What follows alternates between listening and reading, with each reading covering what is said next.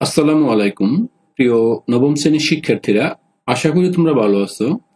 আজকে আমি তোমাদের সাথে শেয়ার করব তোমাদের পাঠ্যপুস্তকের 112 পৃষ্ঠার অনুশীলনের সমাধানগুলো। আশা করি তোমরা বুঝবে। যদি কেউ না বোঝো অবশ্যই কমেন্টস করবে। দেখো, এখানে বলে দেওয়া আছে যে 3টি বাস্তব উদাহরণ থেকে বহুপদী রাশি গঠন করো। তো আমরা প্রথম 3টি বাস্তব উদাহরণ দেব, উদাহরণ থেকে বহুপদী রাশি গঠন করব। যেমন আমরা একটি উদাহরণ এখানে দেখো যে রহিমের বয়স কামরুলের বয়সের 10 গুণ। এটা আমরা সমীকরণ গঠন করব। এই সমীকরণটি হবে বহুপদী রাশি। আশা করি বুঝতে পারছো। তো এটা সলভ করার মাধ্যমে এখানে দেখো, মনে করি রহিমের বয়স, এখানে দেখো রহিমের বয়স কামরুলের বয়সের 10 গুণ। তাহলে আগে আমার এই কামরুলের বয়স নির্ণয় করতে হবে। কামরুলের বয়সটা যদি ধরে নেই তখন তার রহিমের বয়সটা নির্ণয় হবে। মনে করি কামরুলের বয়স সমান সমান এক্স ধরলাম এবং রহিমের বয়স হবে এই যে কামরুলের বয়স, অর্থাৎ কামরুলের বয়স ছিল এক্স, এই তার 10 গুণ, তাহলে 10 গুণ ইন্টু এক্স মানে কি কামরুলের বয়সের 10 গুণ রহিমের বয়স। এটা বুঝতেই পারছো, এটা একটা ছোট ক্লাসের পড়া। Equal to 10x। দেখো, এটা একটা বহুপদী রাশি। কেমন বহুপদী রাশি? দেখো, এটাতে শুধু ভেরিয়েবল বা চলক একটি। দেখো, একটি চলক, এখানে শুধু এক্স আছে। আর দেখো তার এক্স এর পাওয়ার কিন্তু এখানে 1, এক্স সিঙ্গেল এক্স, তাই তার ঘাত 1 এবং এটা একটা একপদী রাশি। এই রাশিটা হচ্ছে একটা। আশা করি তোমরা বিষয়টা বুঝছো। না বুঝলে অবশ্যই কমেন্টস করবে। দেখো, আমি এটা আরেকবার বলতেছি। এই যে 10x, এখানে দেখো এখানে এই x এর পাওয়ার কিন্তু 1, সিঙ্গেল এক্স, তাই এটা এক ঘাত। আর দেখো এটাতে শুধু এক্স আছে, এটা এক্স চলক, এবং দেখো এই রাশিটা হচ্ছে একপদী মানে পদ একটা। এবার আসো আমরা 2 নম্বর কোশ্চেন, 3টি উদাহরণ। আবার এই কোশ্চেনটাই, রহিমের বয়স কামরুলের বয়সের 10 গুণ অপেক্ষা 6 বছর কম। বিষয়টা বুঝে নিও। এই যে রহিমের বয়স কামরুলের বয়সের 10 গুণ অপেক্ষা 6 বছর কম। তো ঠিক আগের অঙ্কটাই, কামরুলের বয়স x বছর ধরে নিলাম, তাহলে রহিমের বয়স হবে এই 10 গুণ কার বয়স, এই কামরুলের বয়সের 10 গুণ। এই কামরুলের বয়সের 10 গুণ অপেক্ষা কত? 6 কম, এই -6। ক্যালকুলেশন করলে এটা হয় 10x - 6। আশা করি এটা বুঝছো।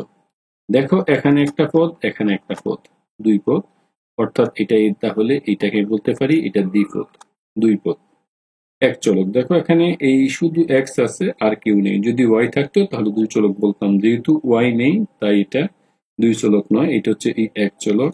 এবং দেখো এক্স এর পাওয়ার কিন্তু 1, এক্স মানে তো স্কোয়ার হলে 2, আর ধরো স্কোয়ার না হলে 1, তাহলে এক্স এর এই যে ঘাত হচ্ছে এখানে 1। তাহলে এক ঘাত বিশিষ্ট দ্বিপদী রাশি। আশা করি তোমরা এই কোশ্চেনটাও বুঝতে পারছো। না বোঝার তো কিছুই নেই।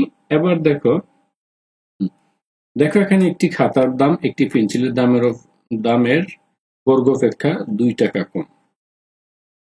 এই খাতার দাম একটি পেন্সিলের দামের বর্গ অপেক্ষা 2 টাকা কম। তাহলে আমি এই ধরো এই আগে পেন্সিলের দামটা নির্ণয় করব। পেন্সিলের দাম x টাকা, তাহলে খাতার দাম হবে পেন্সিলের দামের বর্গ, তাহলে এই এক্স স্কোয়ার মানে পেন্সিলের দামের বর্গ। পেন্সিলের দাম ছিল x, তাই এক্স স্কোয়ার অপেক্ষা 2 কম, এই -2। দেখো, এটা একটা বহুপদী রাশি, এখানে পদ হচ্ছে 2টি। দেখো এই দ্বিপদী রাশি, এক পদ, এখানে এক পদ, এখানে এক পদ, 2 পদ। আশা করি বুঝতেই পারছো, প্লাস মাইনাস দিয়ে থাকলে পদ বোঝায়। এবার দেখো এটা ঘাত, এক্স এর পাওয়ার কিন্তু 2, এতক্ষণ পড়ছি আমরা এক ঘাত, এখন বলবো এটা দ্বিঘাত। আশা করি বিষয়টা বুঝতেই পারছো। এবং এখানে দেখো এই শুধু এক্স আছে, এক্স থাকা মানে এক চলক, এক্সট্রা চলক। আশা করি বুঝছো, এক চলক, তাহলে এটা বলতে পারি এক চলক, দ্বিঘাত ও দ্বিপদী রাশি। তো শিক্ষার্থীরা, এই ছিল আমার 1 নম্বর কোশ্চেন। এবার আমরা 2 নম্বর কোশ্চেনে চলে যাচ্ছি।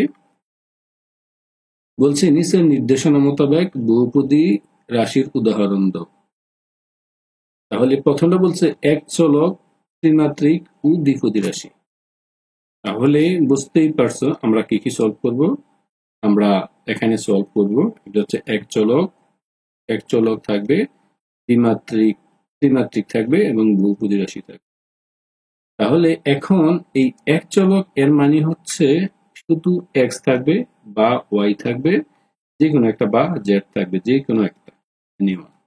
আশা করি তোমরা এটা বুঝতে পারছো। এটা না বোঝা তেমন কিছুই নেই, তারপরও না বুঝলে জানাবে। তাই এটা এক চলক। দেখো এখানে শুধু এক্স আছে, এখানে এক্স আছে, তাই এটা এক চলক। এটা ওকে এক চলক বিশিষ্ট, বুঝতে পারছো।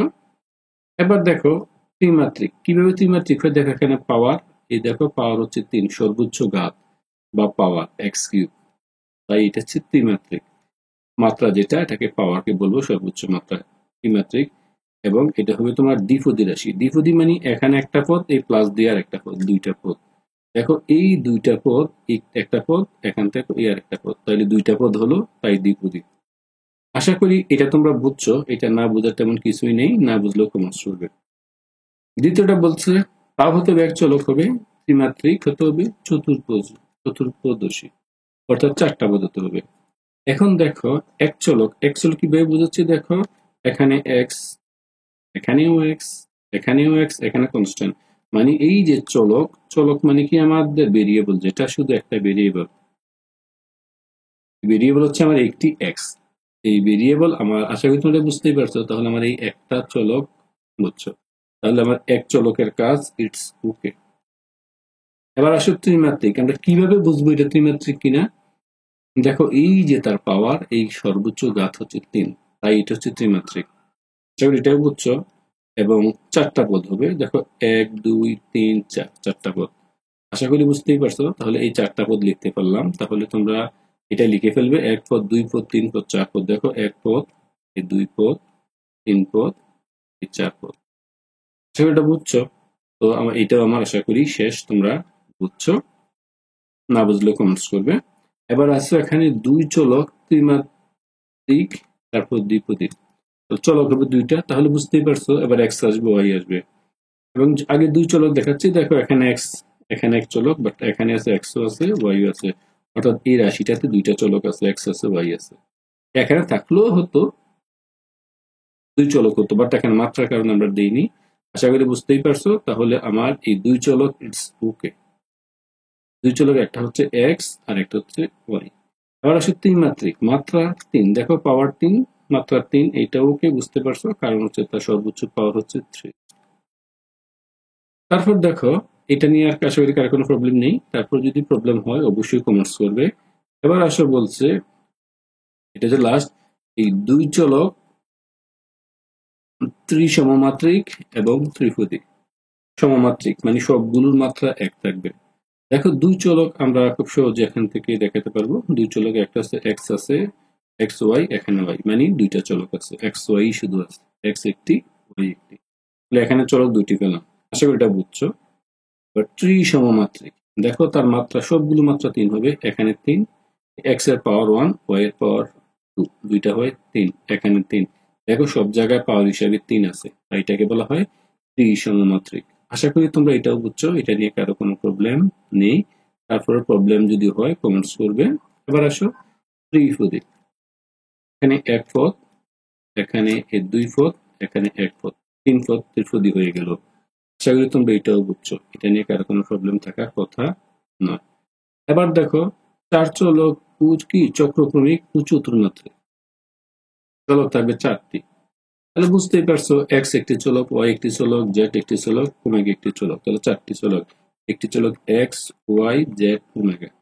চতুর্ক্রমিক মানে ক্রমটা লক্ষ্য করো, এই চতুর্ক্রমিক, এই যে আমার কি এখানে দেখো আমাদের ত্রিমাত্রিক, অর্থাৎ এই যে চতুর্মাত্রিক, এই চতুর্ক্রমিক হচ্ছে আমার কি, ধরো এই এখানে পাওয়ার হিসাবে দেখো 4, এই চতুর্ক্রমিক, এই চারটা ক্রমান্বয়ে, চারটা থাকলো এই আমাদের দ্বিপদী রাশি, মানে এই চারটা পদ থাকবে। এখানে ত্রিপদী, দ্বিপদী, এখানে চতুর্ক্রমিক বা চতুর্মাত্রিক। এবার দেখো মাত্রা এখানে 4, পাওয়ার 4।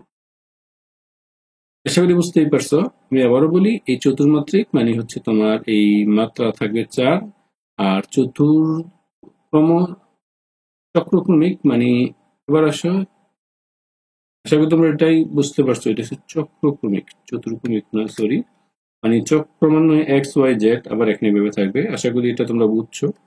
তো শিক্ষার্থীরা এই অংশগুলো আশা করি তোমরা এটা না বোঝা তেমন কিছুই নেই, না বুঝলে ভিডিওটি বেশ কয়েকবার দেখবে, দেখলে আশাবাদী তোমরা এটা ক্লিয়ার হয়ে যাবে। তারপরেও যদি আরো প্রবলেম মনে করো অবশ্যই কমেন্টস করবে, অবশ্যই কমেন্টস করার মতো নয়।